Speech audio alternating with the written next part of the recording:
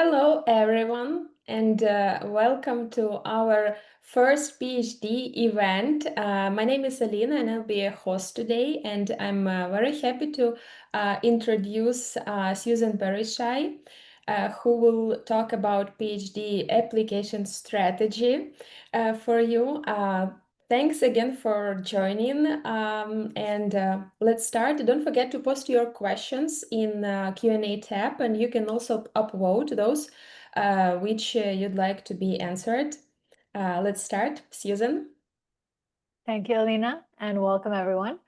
So today we're demystifying the PhD application to top business school. I know many of you are accomplished professionals considering a doctoral program, and you may be thinking to transition to a career in research, whether that's academic or anything other. And we'll have a slide to discuss what opportunities may look like in the context of your professional journey.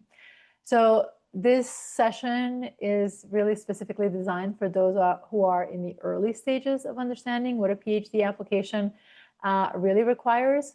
And we're going to spend the next 45 minutes discussing that in a bit more detail. Still high level, to be honest, because we only have 45 minutes, but you'll have a better understanding of timeline and what you need to be doing.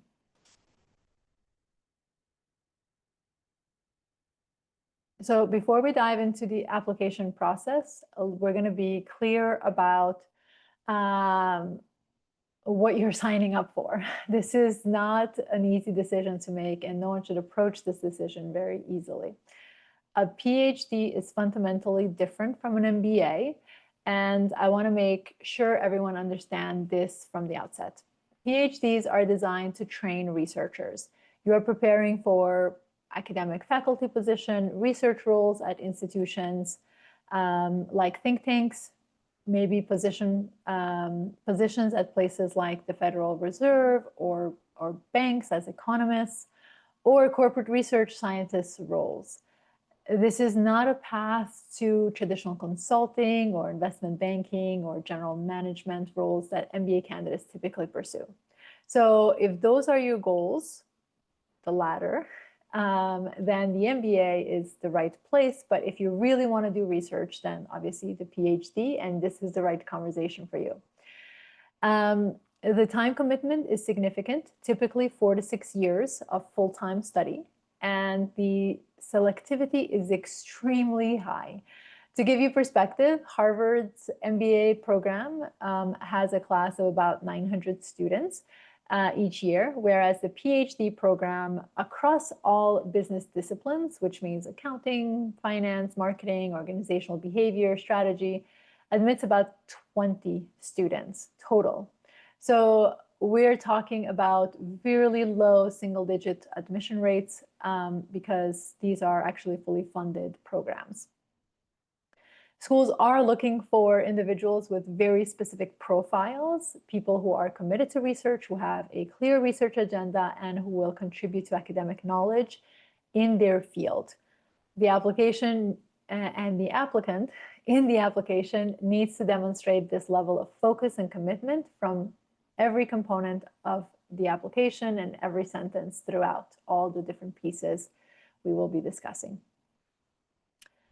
Every PhD application consists of 5 core components, and each serves a distinctive purpose in demonstrating your readiness for doctoral research. First, the statement of purpose. This is your most important document, and we'll spend a lot of time on this during this session today. It's where you articulate your research interests, why you want to do a PhD, and why you're a good fit for that specific program. Second, your CV or academic resume. This is different from a business resume. It emphasizes research experience, publications, conference presentations, academic honors, or relevant coursework. Third, letters of recommendation.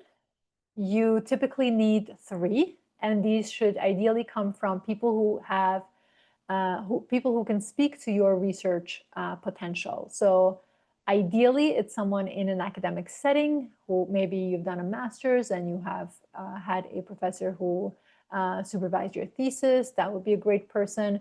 It could be a research supervisor, an academic mentor. A letter from your corporate setting is less valuable, especially if they don't have any elements to speak about your research capabilities. Fourth, in some cases, you will need either a writing sample or a research proposal. Some program want to see a sample of your best academic writing, maybe like your master's thesis or chapter, or maybe a research paper or something along those lines. Others want a research proposal outlining what you want to study in the PhD program. Fifth, transcripts and test scores. So your GPA, your GMAT or GRE scores demonstrating your quantitative and analytical foundations for doctoral work. And each components work together to tell a cohesive story that you are ready to do research and you are participating in a conversation around your area of interest. Now, let's talk about the statement of purpose. I'm moving a little bit fast just as a side note because I have quite a lot of slides and I want to make sure that we're kind of covering a lot of pieces here. But please feel free to ask any questions in any areas where you feel that you would want a little bit more clarity or any questions that you have generally. So now let's talk about the statement of purpose in a little bit more depth. Your statement of purpose needs to accomplish 4 things, and it needs to do them with remarkable specificity. And I'm going to emphasize specificity. That is really, really important. So vague statements about wanting to contribute to business or business knowledge or passion for research, that has to go. First, what specific research question do you want to explore? Not I'm interested in marketing, but what exact phenomenon do you want to understand? For example, I want to understand how customers make decisions under uncertainty in digital marketplaces, or I want to examine how organizational culture shapes innovation in technology firms. You need to be extremely specific. Second, why do these questions matter, right? What's the gap in existing research? You are not doing the same research someone else has done. You're doing a PhD to do net new or participate in a conversation, new kind of research. What would we understand better if these questions were answered? And this will show your interest and that you understand the academic landscape of what it means to do a PhD. Third, why are you prepared to tackle these questions? You personally. What is your background? What's your work experience? What's your prior research, courses, analytical skills? How have all of those prepared you to do this work? This is where you connect your professional experiences to your research capabilities. And fourth, why is this program and why these specific faculty members at this program, why do you need them to do this work? You need to be able to demonstrate that you have done your homework. Which professors' research align with your interests? How would working with them advance your agenda? In a PhD application, schools are admitting you to work with specific faculty on specific research areas. This is why it's fully funded. Those professors are funding your research. So if you're not clear about what you want to study, they're not going to invest in you. So you need to take time to actually put together a strong statement of purpose. So let's give you a little bit of a structure of what this statement of purpose should look like. Start with a compelling opening that introduces your specific research interest and what motivates you. The best openings are often rooted in concrete experiences. Puzzle you encountered at work, a research project that fascinated you, and please do not use the word I'm fascinated by. This is more just identifying. I'm using this language to just identify how you start. Or maybe you've observed something that sparked a question for you. So an example would be, while working as a data analyst at a fintech company, I observed that the customers consistently made suboptimal financial decisions despite having access to the right information. This observation sparked my interest in understanding the psychological mechanisms underlying financial decision-making. That is quite specific, right? Then move to your preparation. What have you done to demonstrate you can succeed in a doctoral research? Or what have you done since you found this interest, this fascination with this particular topic? This might include maybe a master's thesis, independent research project, working as a research assistant, publishing papers, presenting at conferences, or maybe there's some relevant analytical work in your career that you have done. Be specific about your role and your contributions to this topic. Next, you want to lay out your research agenda. What are your 2 to 3 specific questions you want to investigate during your PhD program? These should be related, but they don't need to be exact dissertation topics, because the first 2 to 3 years is going to be coursework that you're going to be enrolled, and then your dissertation starts. So it's going to be evolving essentially. But show you thought deeply through these questions, that you thought deeply about the research area that you're interested in. Then comes the program fit. This is absolutely necessary. Name specific faculty members whose work aligns with yours and with whom you've spoken to about your research interest. I'm sure Alina mentioned earlier that you're going to have a research-specific conversation, and I'm sure that's going to be part of that conversation. You need to speak to people before you apply to those potential advisors that you want to have. And if they're not interested in your topic, don't bother applying, because you're not going to get in anyways. So explain in your statement of purpose, you want to explain how their research interests how their research interests and yours intersect specifically. Mention if the program's methodological strengths, that's a tongue twister for me, whether it's more quantitative, experimental, qualitative, or behavioral, match your approach or your interests. Show that you understand the program, and close with your long-term vision, how you'll contribute to the field after your PhD program is complete. Now, let's go through what doesn't work. Generic statements like, I've always been passionate about business, I love to learn. They don't really say anything. Unfocused interests, like I'm interested in finance and marketing and strategy, suggest that the interests have started to play, but they are not ready yet for you to apply.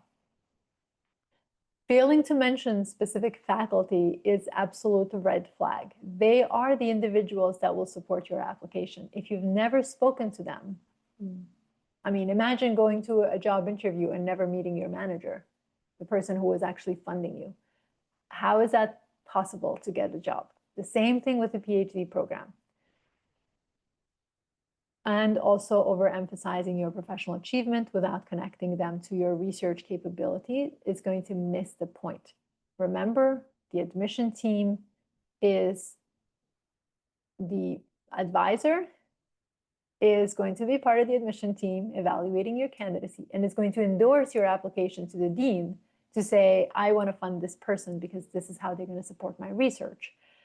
And the admission team are asking, can this person do high quality research? Do they know what they want to study? Are they a good fit for the faculty member who is endorsing you, and also a strong representative of this institution that you are going to forever be connected to? All of these need to be yeses.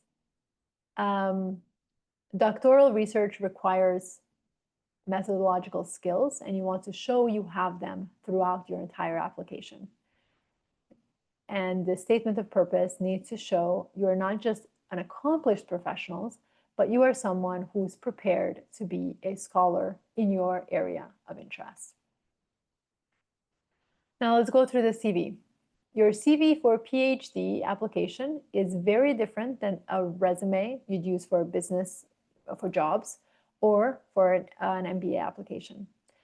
The CV emphasizes scholarly achievements and research capabilities.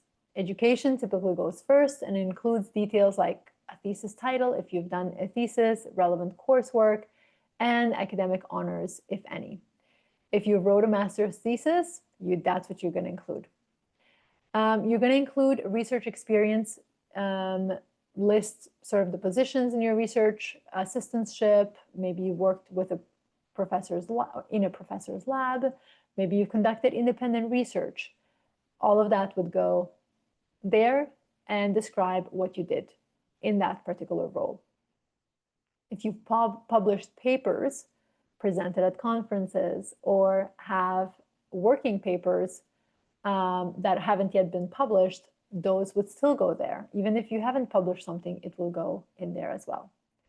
You're going to mention any academic honors, so that would be scholarships, fellowships, dean's list, department awards, any those kinds of academic honors that are important to mention. If you have any teaching experience, maybe you were a TA in undergraduate, TA in college, include that in there. In your professional experiences,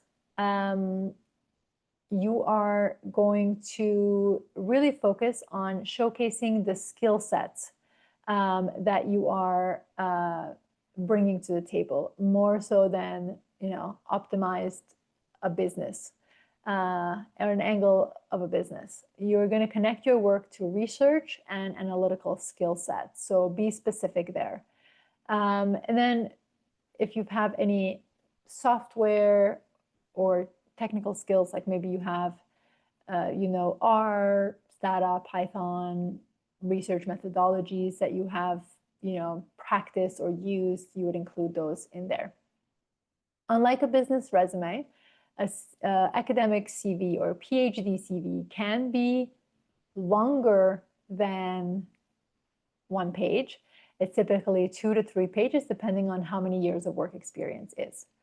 CV it's Latin for curriculum vitae, which means your life's work, and therefore you include everything that you have done since college.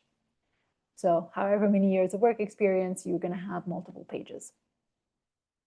The key principle here is that this document shows you're not just an accomplished professional in the business world, but someone who's prepared to be a scholar in the academic setting that you are joining.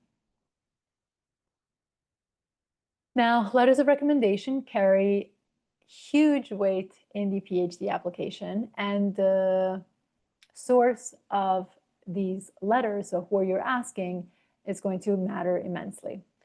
Ideally, you want to ask a professor who supervised your research or your thesis. These people can directly speak to your ability to conduct research, your intellectual curiosity, how you handle challenges, and whether you're ready for doctoral work. Now, if you've been outside of academia for several years, this can definitely be challenging.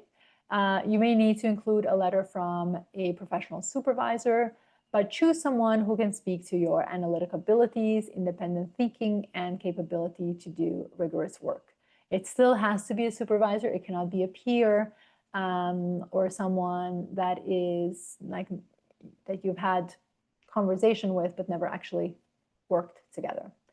A letter that is going to say, John was great team player, it's really not going to cut it. We need specific patterns of how you work and what have you done that will make the letter valid and valuable for the admission committee to say, yes, you belong in this setting. So what makes a letter strong is really specific examples. So you want to work with your recommender to include specific examples of your research capabilities, and you have to be specific in the context of what your experiences look like. So if all you have is professional experience, if you've done independent research, then those professional recommendation letters need to highlight areas that you need to highlight in the context of the work that you're looking to do. Your recommenders should be able to give specific examples. Now, who you choose obviously is going to be dependent on where you are, what you come with, but do not shy away from actually having conversations with them, guiding them through the process. So talk about your interests, your PhD interests, provide your CV, your statement of purpose, even if it's still a draft and a work in progress. This way they're able to start thinking through those experiences that you've had together and start putting a letter recommendation that is going to be additive to your entire, portfolio that you're presenting to the admission committee. And just on the recommendation letters, make sure that you give them about 6 to 8 weeks pre-due date for them to start writing their letters of recommendation for your applications. Now, some programs require writing samples, and others want research proposal. Some may require both. So it's really, you're going to be focused on what the programs you are interested in have, what their requirements look like. A writing sample is typically your best piece of academic writing that you have done. This might be a chapter from your master's thesis or research paper you wrote in a course or an analytical essay. It typically needs to be between 20 to 30 pages. The good news is that you can actually work and edit that content, because I'm assuming, when you wrote it, it looked great. Now you can see some flaws in it. Make sure you don't send it as is. You can work through it beforehand. What they're looking for is, can you construct clear logical arguments? They're also looking for, can you engage with academic literature, like citing sources, synthesizing different perspectives, identifying gaps. Then they're looking for, do you demonstrate analytical rigor, whether that's statistical, analytical, quantitative analysis, theoretical reasoning. And because obviously these are all the skill sets that you'll need to have for your PhD application. And can you write clearly for an academic audience, not for a business audience? And I can't tell you how shocked I was when I went to the corporate world to see just the nuance in writing styles between academia and I'm sure you saw it as well. Like I said, you can revise this and make sure that it still captures what you have initially intended, but it's clearer before you submit. A research proposal is different. This is a forward-looking document where you outline a potential research project you might pursue in a PhD program. This requires extensive research, so you shouldn't be just like coming up with this research proposal in one day, in one sitting. It does require work. This is about 5 to 10 pages, and it includes several components. You're going to start with a research question. What do you want to navigate? Then provide a brief literature review showing you understand the existing research. What have scholars already found in the context of the question that you have? And then where are the existing gaps that you want to work on? You're going to outline your theoretical framework. Then describe your proposed methodology. How would you actually investigate this question? Would you run experiments, document surveys, analyze existing data, do case studies? Like, what's your methodology? And finally, explain the expected contribution. What would the audience, your academic audience, learn from your research that is going to be nuanced? Your research proposal should align with your statement of purpose, so they cannot be different from one another, but one is expanding on the other.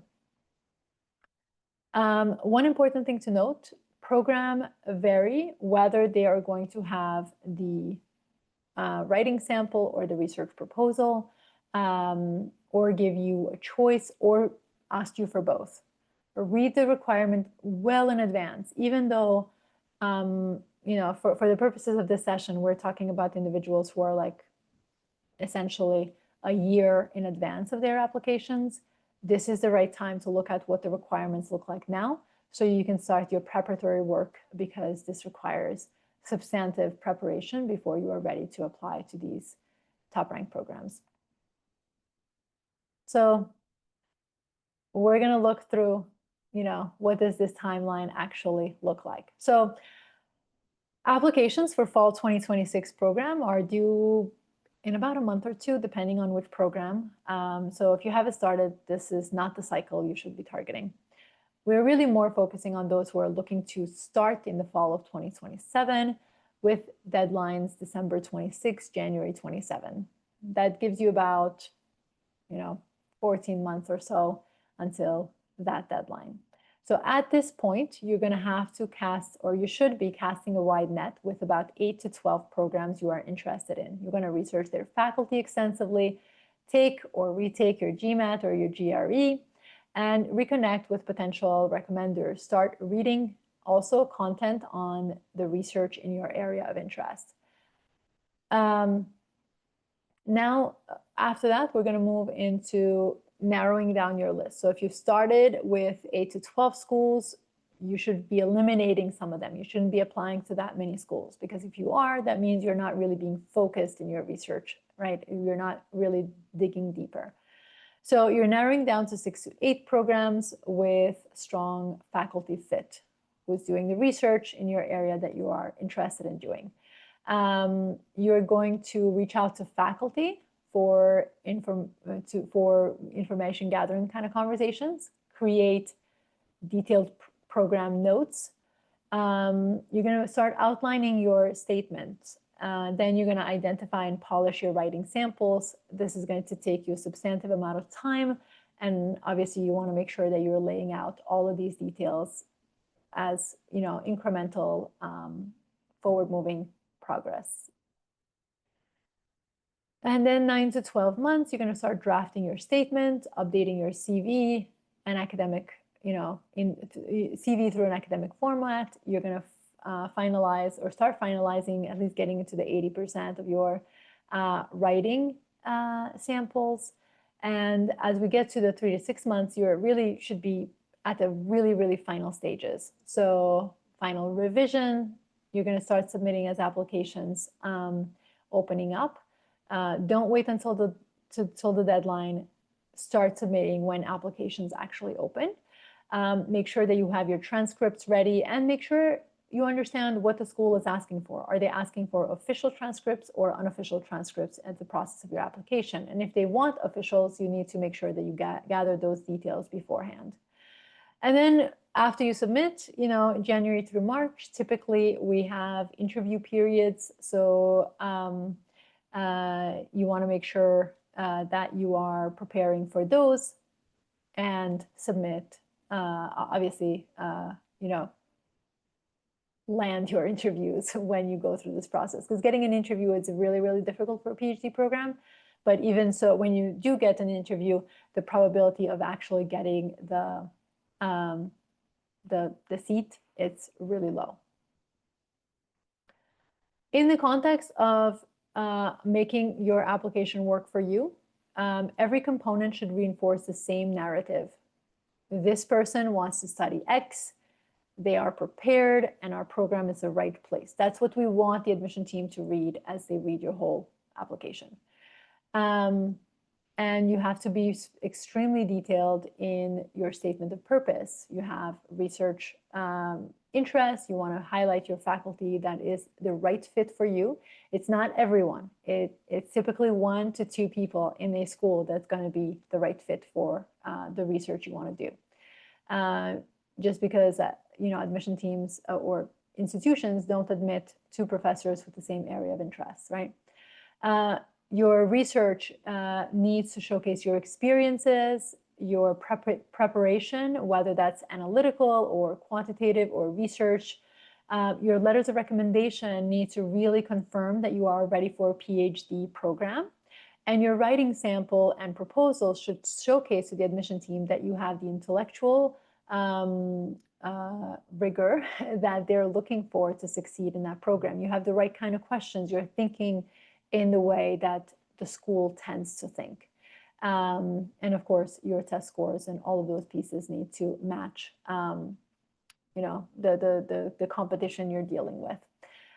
This definitely requires planning, so I would strongly encourage you to start your planning process sooner rather than later. So Few key takeaways. First, be specific in your research. The most common mistakes that I see in PhD applicants is vagueness. Know what you want to research and articulate it clearly. Not I'm interested in strategy, but be specific and start early.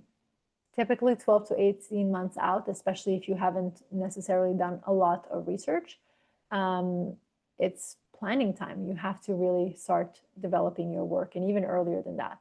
Give yourself time for multiple statement drafts, strong recommendation letters. Like, this requires a lot of deep thought in order to showcase that you are someone who is ready to conduct research.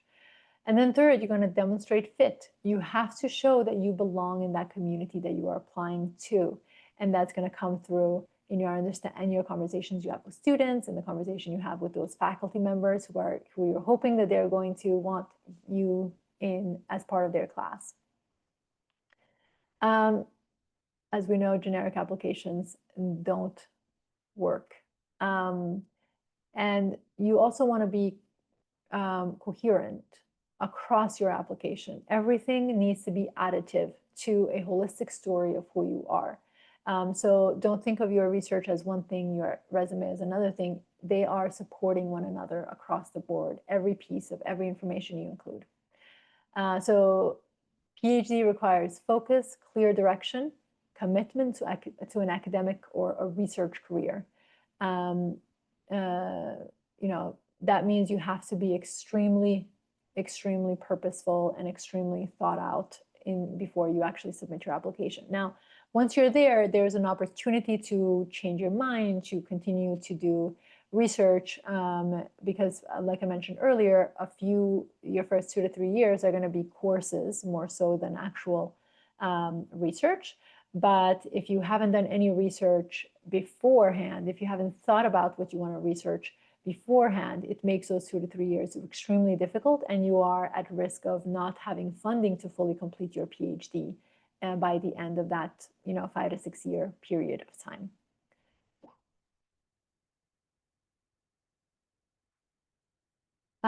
So I would like to invite any one of you who is looking for support, because we have about 15 minutes left, so I'm just really mindful of time.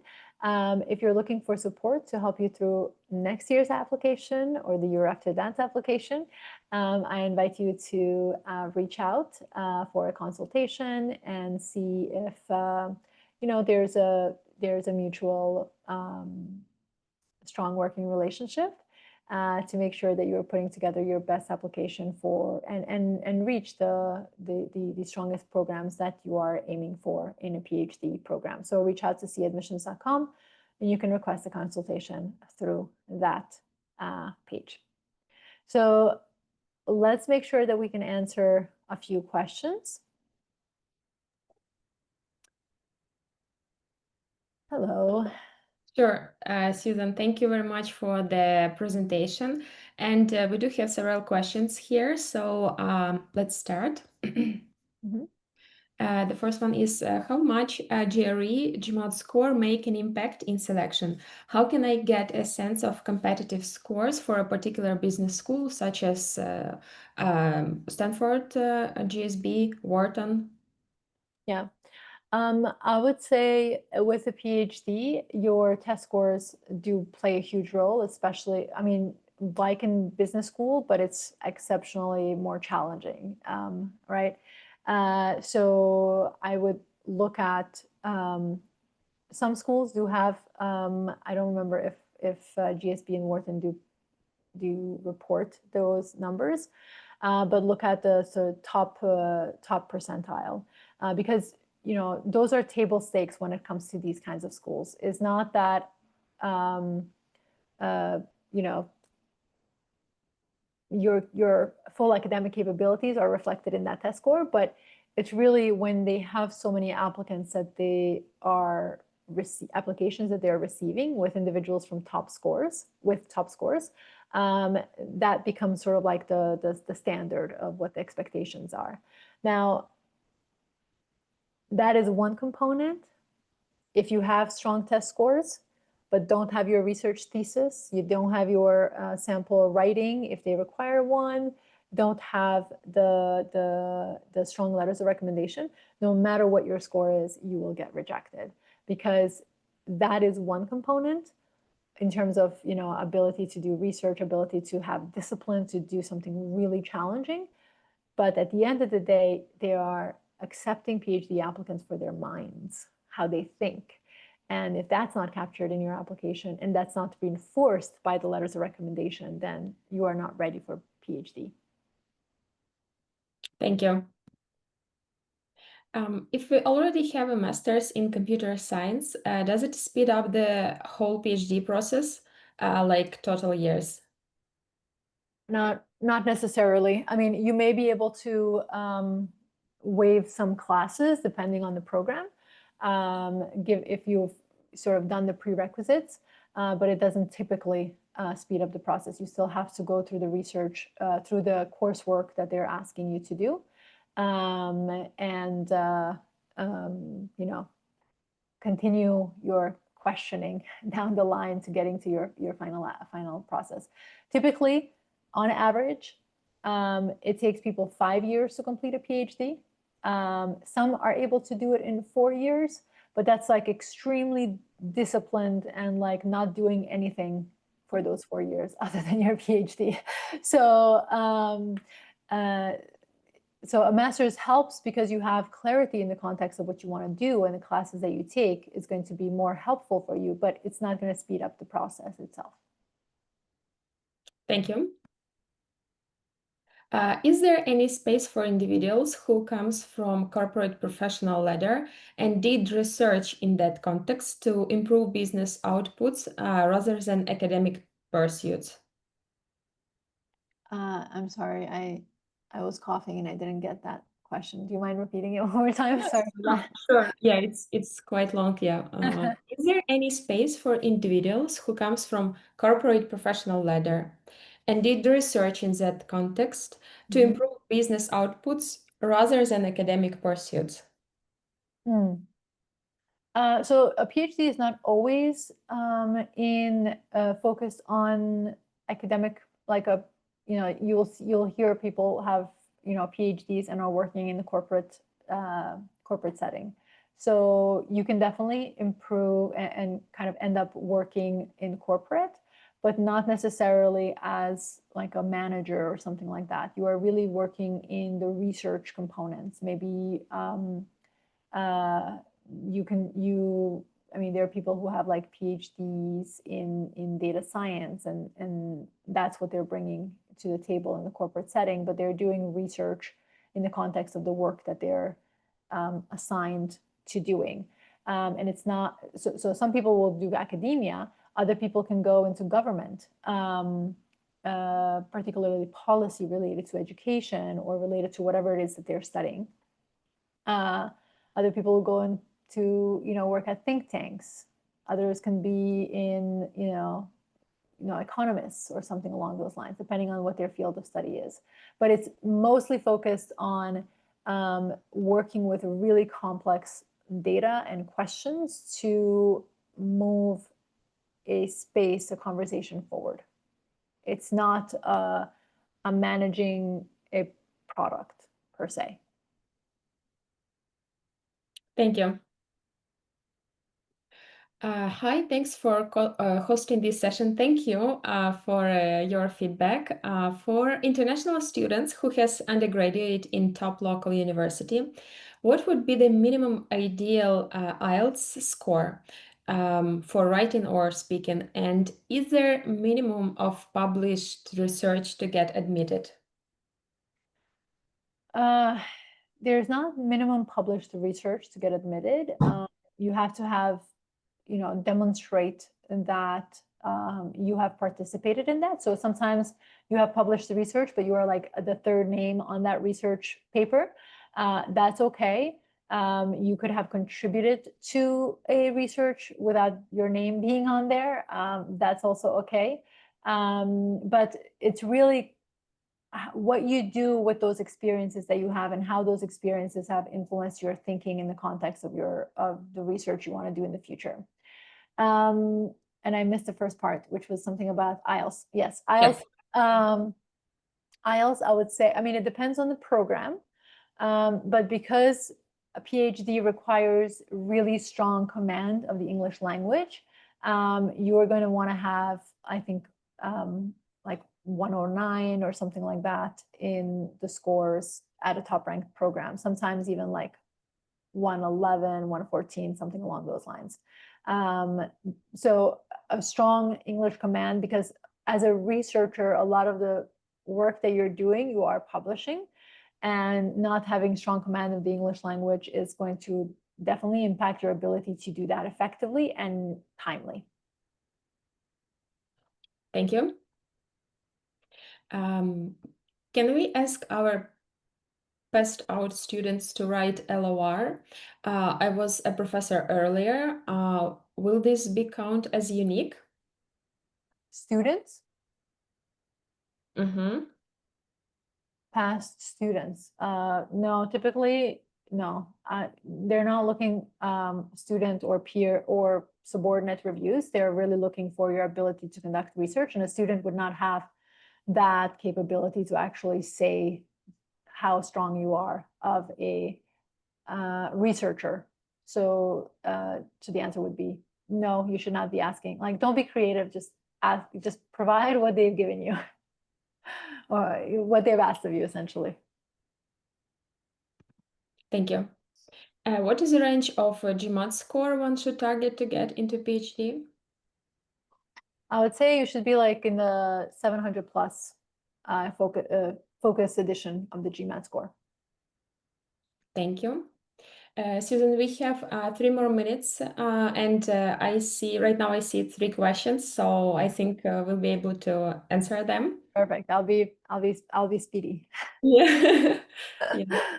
So the next question is, I have a master's degree, research-based in engineering with a GPA of 4.05.0, while that of my bachelor's degree is 2.7, 5.0, obviously low.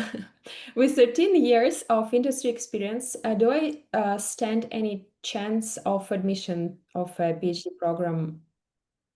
Yeah, because you have 13 years of work experience, your undergraduate GPA is not that relevant. Even your engineering research-based master's degree, it should, like we ideally want it to be higher because obviously we want to showcase that you have the academic aptitude.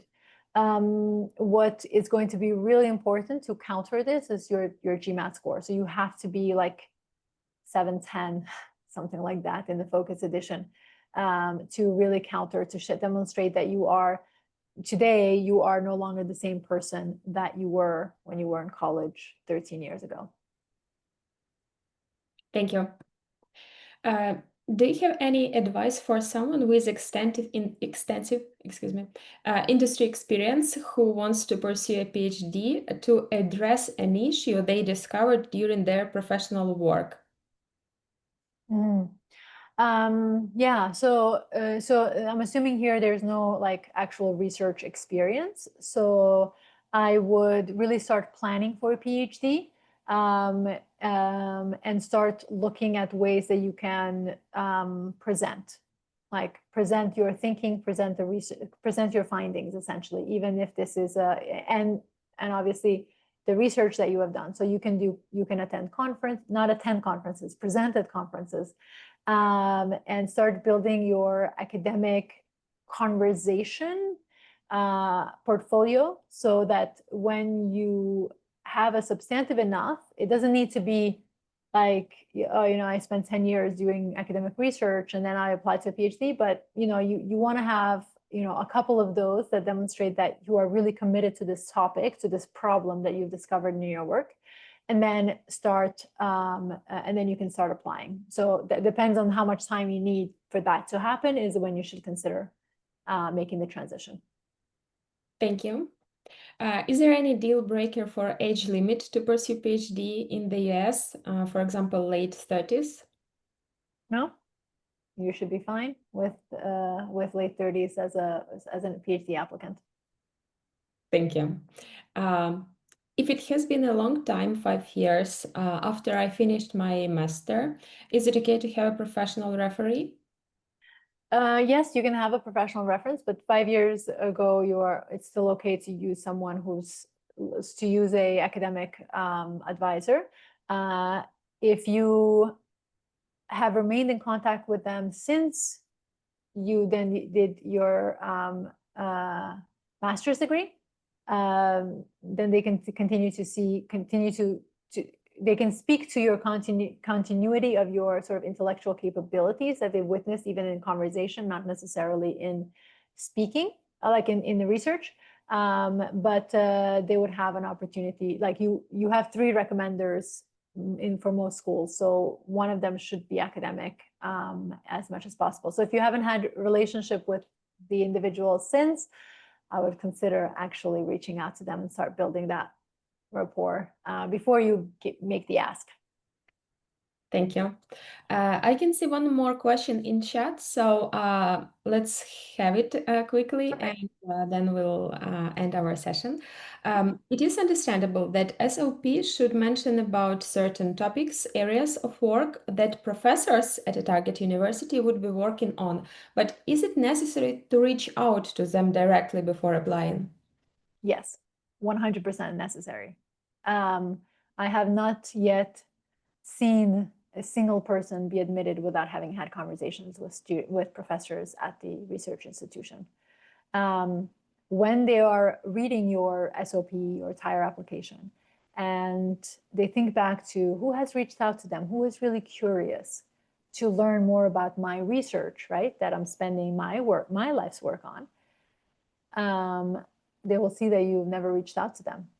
And also you're not going to be able to really articulate what it is they're doing, where they're moving, because anything that you find online for that professor is past research. It's done and over. What they're working on now is the future. So if you don't spend time to talk to them, they will not be interested in you. So it's absolutely mandatory, although no one actually says that, but it's mandatory that you actually connect with professors beforehand. Yep. Thank you. Thank you everyone for joining the session, and thank you to Susan for giving the insightful presentation and answering all of the questions. Great. Yeah, so don't forget we have several more sessions after this one, so go to our main event page and check the schedule. And again, thanks everyone for joining, and thanks Susan. Thank you, Alina. Thanks, everyone. Have a great day. Bye.